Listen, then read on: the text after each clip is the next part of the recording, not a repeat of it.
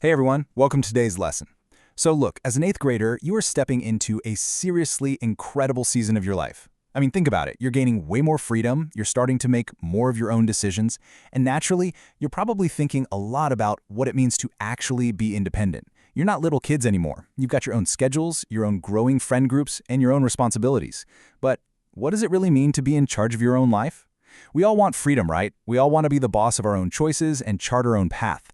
But here's the catch. True freedom is actually a lot more complex than just doing whatever you feel like doing in the moment. Actually, scratch that. Sometimes doing whatever you feel like in the moment is literally the quickest way to lose your freedom entirely. Today we're looking at this amazing passage in the book of Romans, chapter 6, that completely flips our everyday idea of freedom upside down. All right, let's dive into this and look at the real choices sitting right in front of you every single day. So, this brings us to a massive, totally logical question, and I really want you to wrestle with this for a second. If God gives us grace, like if He completely forgives us for all the times we mess up, does that mean we just get a free pass to keep on sinning? Think about how this plays out in real life. Sometimes human logic just kind of whispers, hey, if the punishment's already canceled out, why not just do what I want? If you know your parents are going to forgive you anyway for breaking curfew, or if you know God's grace is way bigger than your mistakes, isn't it kind of tempting to just look for a loophole? Honestly, it's human nature to test those boundaries. Take a second to genuinely think about how you view God's forgiveness in your own life. Do you treat it like a Monopoly get-out-of-jail-free card? Do you view grace as this safety net that lets you do whatever you want Monday through Saturday just as long as you ask for forgiveness on Sunday? While the Apostle Paul anticipates that exact question and his answer is emphatic, certainly not. I love how direct that is. No way. Grace is absolutely not a permission slip to just live however we want and do whatever feels good in the moment. Instead, grace is actually our access to God's help. Think of it like this. Imagine being given a world-class tutor for a subject you are completely spectacularly failing. Now, if this incredible tutor agrees to help you out for free, that isn't a permission slip for you to just stop studying, ignore all the homework, and fail the class on purpose. The tutor's help is designed to give you the power, the understanding, and the ability to actually pass the test. In the exact same way, God's grace doesn't just erase our past mistakes, it empowers our future. It gives us the daily strength we desperately need so we can actually live righteously and make good choices. It transforms us from the inside out so we can succeed in living exactly the way we were designed to live. Now this brings us to a fascinating core principle, the law of mastery. Paul explains in Romans 6 that whoever you obey becomes your master, period. There's no middle ground here. As 8th graders, you might think that by rebelling against a rule, maybe a rule at home or some expectation at school, you're declaring your total independence. You might think, nobody tells me what to do. But the hard truth of the law of mastery is that you are never truly independent in the way you might think. Every single choice we make is actually a choice of who we are submitting to. Let's say you choose to follow a bad habit, like constantly scrolling on your phone instead of doing your chores. Well, eventually, that habit becomes your master. You can't stop, even when you really want to. You see, you are always serving someone or something. The real question isn't, will I have a master? The real question is, who am I going to choose to let master me? And this brilliantly illustrates the reality of our everyday decisions. Imagine two doors standing right in front of you. Door 1 is obeying sin. Now, it might look flashy, it might look fun, it might even look like the popular choice in the middle school hallway, but make absolutely no mistake about where it leads. The unavoidable destination of that door is death. We're talking spiritual death, the death of relationships, the death of your peace. Have you ever told a lie to cover up a mistake and then had to tell like 3 more lies to cover up the first one?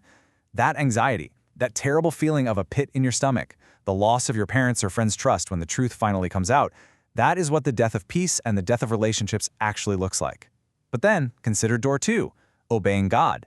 When you choose to walk through this door, yielding to God from your heart, you become a servant of righteousness.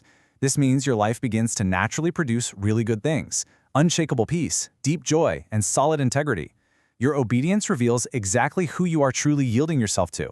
Every single action, big or small, is you turning the knob and walking through one of these 2 doors. So how does this actually build into our everyday lives? How do we make absolutely sure we're walking through the right door? Well, it's a continuous journey. Look at step 1, the born-again experience. This is that beautiful, powerful moment when you first trust Christ. It's a completely new beginning, a total reset of your heart. But the journey doesn't stop there. Step 2 is daily presentation. You see, following Jesus isn't just a one-time decision you made at a youth retreat or summer camp. It requires a daily, active choice to present yourself to Him. When your alarm goes off in the morning for school, you have to present your mind, your words, and your actions to God. You say, God, my hands belong to you today. My mouth belongs to you today. And that consistent, intentional habit leads directly to step 3, leaving the old life. By God's grace and mercy, as we present ourselves daily, we naturally begin to leave that old life of sin in the rearview mirror. We truly become slaves of righteousness, where doing the right thing just becomes our new normal. So the absolutely crucial point is this. True faith does not only say Jesus is Lord. True faith obeys Jesus as Lord. You know, it is incredibly easy to just say the right religious words. You can easily say the right things in front of your teachers, your parents, or your friends at church. You can know all the correct answers in Bible class. But words? Words are completely cheap if they aren't backed up by your actions. If I say I'm a world-class athlete, but I never get off the couch to train, eat right, or practice, you wouldn't believe me, right? My words wouldn't match my reality. It's the exact same with our spiritual lives. Your faith is proven by what you do when absolutely no one else is looking. Obeying Jesus as Lord in the way you treat your younger siblings when your parents aren't in the room, the integrity you show in how you handle your homework, and the words you choose to speak to others online, that is what true living faith actually looks like in the real world. This brings us to our memory verse of the day, Romans 6:17. Let's read it together. But God be thanked that though you were slaves of sin, yet you obeyed from the heart that form of doctrine to which you were delivered. I want you to really zero in on that phrase, obeyed from the heart. God isn't looking for robots who just follow the rules because they're terrified of getting in trouble. He isn't looking for students who just check the boxes to avoid detention. He's looking for a deep, genuine heart transformation. When you realize how much incredible grace God has given you, your heart changes. You actually want to obey. You obey out of deep love and gratitude, not just out of cold obligation. Obeying from the heart is the ultimate proof of which master you are truly serving. It changes obedience from an I have to into an I get to. This brings us to Section 1, Becoming a Godly Learner, the HeroesMart Academy Philosophy. Now you might be sitting there wondering, what does Romans chapter 6 have to do with my math test, my upcoming science project, or my literature assignments? Well, the answer is absolutely everything. We aren't just trying to cram facts into your head so you can pass a test and forget it the next day. We're trying to shape how you live your entire life. At HeroesMart Academy, we intertwine biblical morality directly with education because, honestly, education without morality can genuinely hurt people. Think about it. If you give someone incredible intelligence, advanced skills, and power, but they have absolutely no moral compass, they just become more capable of doing damage in the world. Intelligence without morality is incredibly dangerous. So the knowledge and intelligence you gain here must do more than just make you capable. It should help you make wise, God-honoring choices in every single area of your life. It's not just about being smart, it's about being profoundly wise. As Romans 8:6-7 teaches us, keeping the mind spiritually minded leads to life and peace. A mind focused only on the flesh, on selfish ambition, leads to anxiety and destruction. So your ultimate mission as a student is clear. Vigorously pursue academic excellence, study hard, and learn all you can, but do it while keeping your mind totally centered on God, on truth, on wisdom, and on making righteous choices. That balance is exactly what makes you a true godly learner. Which brings us to our final question, and honestly, the most important one you're going to answer today. Which door will you walk through today?